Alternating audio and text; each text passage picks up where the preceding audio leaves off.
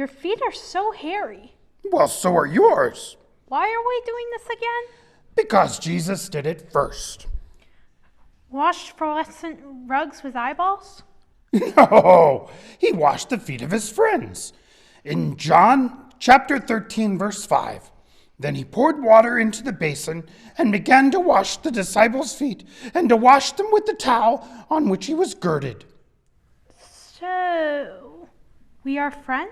Was there ever any doubt? No, not really.